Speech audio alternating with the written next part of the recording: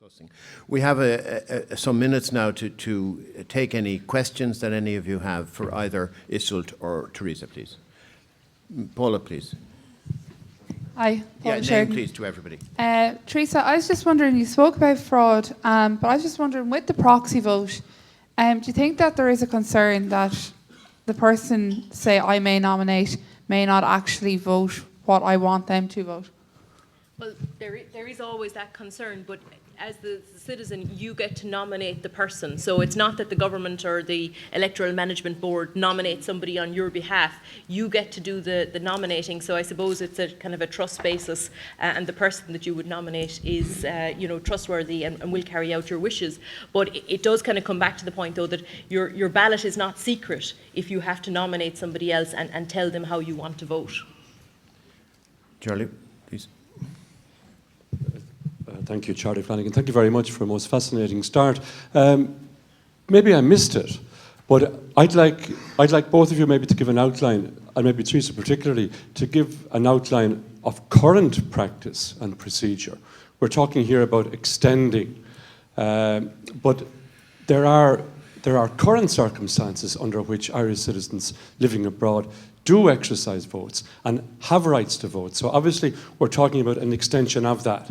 So maybe you'd give us about 90 seconds on the current situation. I mean, for our military personnel, our police forces, some diplomats, some people who are working for state agencies. I mean, that to my mind would be the starting ground or the starting block. And maybe you just give us an overview of what the current situation is. Thank you. Well, I think you've answered your own question. It's the diplomatic service, the police and the army. And the way it's actually operated is through the postal system. Government personnel abroad, people working for state agencies abroad, it's much more than just the two I've mentioned. Yeah, it was broadened out on two different occasions, first in the early 1980s and again subsequently in the later 1990s. But the broad categories are civil servants working abroad temporarily, and the military, and the diplomatic service and the police, particularly since the police missions have started going abroad on international missions. But the way they actually cast their ballot is by post. That's the actual mechanism by which they cast their ballot. But it is a relatively restricted groups of people. Going back to what I was saying in the presentation, many countries start by extending voting rights to certain categories or certain groups of citizens. But those voting rights, if you want, are usually extended to groups who are temporarily resident outside of the state, as opposed to permanently resident outside of the state. And I suppose the discussion that's taking place here today is whether you would move beyond extending voting rights or facilitating voting rights for citizens who are temporarily outside of the state to citizens, a much wider category of citizens who are permanently resident outside of the state. And then the next question is whether you would use the existing mode, which is postal voting, or whether you would give a broader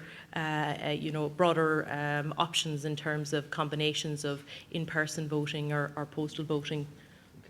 Okay. Yeah, just briefly, I mean, I think that the principle implicit in the current arrangements is one of subjection. All those people who have the vote are people who have either been sent abroad by the state or are under the aegis of the state when they're living abroad. We might agree or disagree with that, but that seems to be the implicit principle there. Thank you. Joanna, please. Well, just in relation to... Could you stand up and say your name, please? Just in relation to Teresa's tables that she presented, like we're here to look at whether immigrant votes should be extended in presidential elections. I mean, from the table that you show there of the 185 countries, am I right in saying, like what I read there was only 14 of those countries with immigrant votes in presidential. Yes, but if there are subsequent categories further down where countries extend immigrant votes to presidential and legislative. So, for example, France wasn't included in the top list, but it does extend voting rights. But it includes it at So how many altogether have it for because looking at the table, the impression was just 14. How many altogether out of the 185 have it in presidential? It's 115 for in total extend voting Yeah, rights in some yeah, way, shape yeah, or form. yeah. But in presidential, well, it depends on the combinations, because in some cases voting rights are extended at all elections. In some cases it's presidential and parliamentary elections, and others actually include presidential, parliamentary and referendums, for example. So I can add them up. It's 14 and 11, 34. Maybe while you're adding up, maybe more. Well, there was just there was another an addition. 59. Okay, 59 out of 180 or 85 altogether, if you include the 70 that don't have any immigrant rights. But the other question I would have is, and I know it's indirect, but like, how many of the parliaments is it just the upper house that has the votes? Because personally, I feel the Shannon would be an ideal place to have votes. So it would be good to have information about what countries have upper houses with immigrant votes. So. Just to reply to the first, it's 59 have a presidential election or extend the vote for presidential elections, but you have to remember that there are quite a lot of countries that don't have elections for president. So for example, those are included in the list there. Germany was one of the ones that I pointed out to you. It does extend voting rights only to parliamentary elections, but they don't have presidential or referendums. So the voting right is it appears more restricted, but it's extended at all elections that are available. I can't answer specifically in relation to the upper houses, but just the general thing I would say is that in many cases upper houses, they're common in federal countries, and the actual election procedures are not by widespread vote in the way that you would find with a lower house. So it's a little bit different, but I can find that out for you and I'll get back to you. Fine.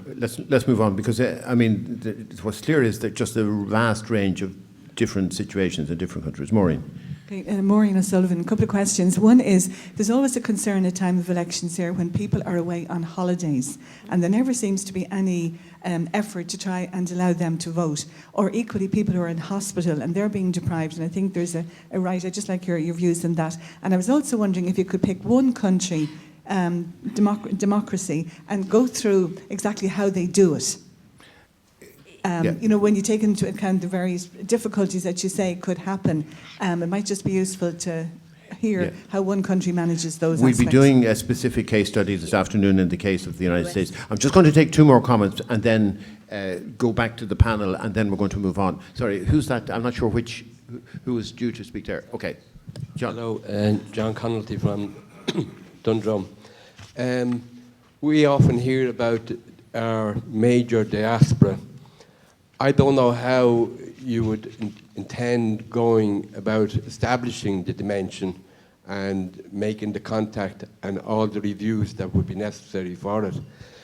And I'm wondering if an indebted country like ours could afford that amount of money, and whether it would be a worthwhile exercise in that. It hasn't been proved anywhere yet, as to my understanding, that foreign votes influence the outcomes of elections. And it might be just that we want to go in tandem with the rest of Europe and for no good benefit to democracy. Okay, thanks, John. We'll take a comment on that maybe from the panel. I think Ivana. Thank you, Chair, and thank you for Ivana Bacik. Sorry, thank you for two excellent presentations. Just briefly, I think first we're very restrictive in terms of postal votes for citizens who are going to be temporarily out of the country on holidays or for work, as Maureen just said. I know in Britain, for example, it's possible to make an arrangement if you know you're going to be out of the country on the day of any vote for a postal vote to be arranged for you, and that's something we might look at. And the second thing is that, of course, in the Shannon currently we do have votes for emigrants who are permanently resident abroad. I am elected by a large proportion of Irish citizens resident abroad who are university graduates. So the 6 university senators would have among our electorate a sizable proportion of citizens who are resident abroad, and we currently arrange through the universities for postal voting. It's quite an elaborate and rigorous system through registered post for postal votes all over the world to Irish citizens who are resident abroad. So there is, albeit a very small group of people who are elected on that basis currently. Okay. And we take one last comment here, as Catherine, I think, was first in. We'll come back to you later. Catherine Stuart. Murray.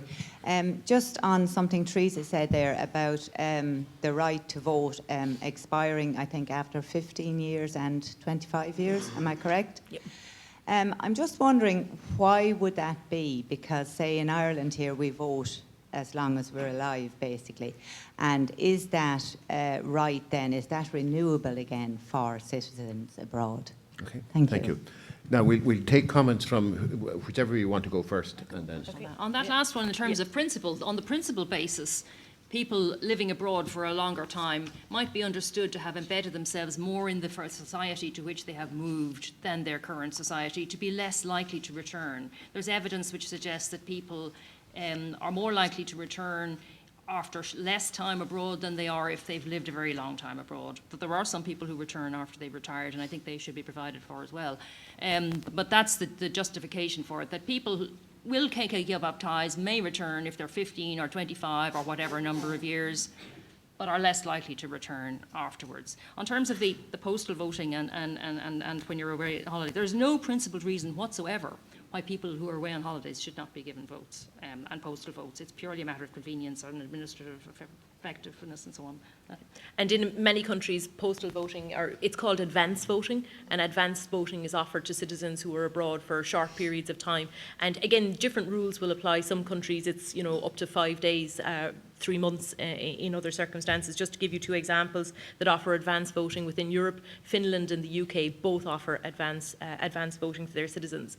As regards to citizens in hospitals, again, there are a number of options that are available to you. Advance voting for citizens who are able to organise that in advance. In some circumstances, temporary polling stations can be set up in hospitals and in nursing homes, for example, and that is done in Ireland, where you have temporary polling stations.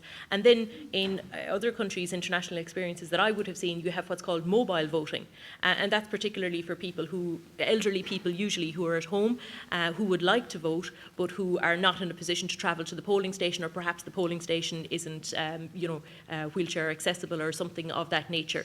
And in those circumstances, the voter notifies the local polling commission that they would like to exercise their right to a mobile vote, and then a sub-team of the polling commission will travel to that person's home and they will cast their vote, and it's put into the mobile ballot box, and it's returned to the polling station and counted as part of the vote. Mobile voting, this is my experiences of it, usually takes place the day before the actual vote, and mobile voting is also usually, well, that's why I have been there, it's observed by international observers, by domestic observers, and it's conducted by the members of the polling commission, themselves. So that gives you kind of some alternatives, but these are all for domestic scenarios, and the major reasons why we do or do not have these are administrative by and large. It's very frequently nothing to do with principle at all.